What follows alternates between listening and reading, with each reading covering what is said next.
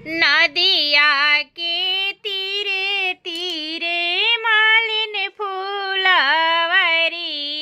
हो, बगिया भइल कचनार, बगिया भइल कचनार। ताई बीचे मालिन बेटी से जा बिछावेली, सुंदर दुल्हा खेलेले शिकार। ताई बीचे मालिन बेटी से जा बिछावेली, सुंदर दुल्हा खेलेले शिकार, सुंदर दुल्हा खेलेले शिकार। हम तोहसे पूछिले ननद जी के भैया हो, कहवा लागवनी इतना देर। हम तोहसे पूछिले ननद जी के भैया हो, कहवा लागवनी इतना देर। सब दिन आइली प्रभु जी सांझा की बिहनवा है, आजू काहे अइली आधी रात।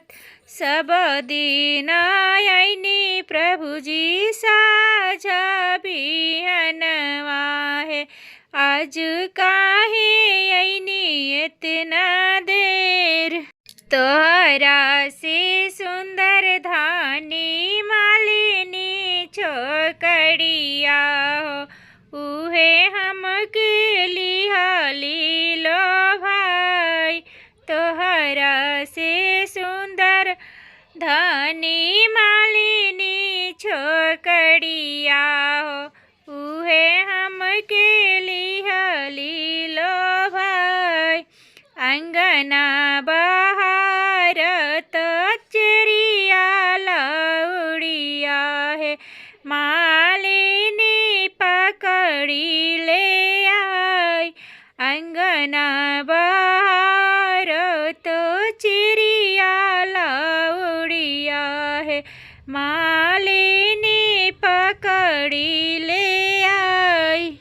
आवहू मालिनी पलंग चढ़ी बैठहूँ, कैसे लभलू पिया मोर। आवहू मालिनी पलंग चढ़ी बैठहूँ, कैसे लभलू पियावा मोर। बेली चमेली फूल से जिया बिछवनी हो, नजरिया से जोड़नी सने।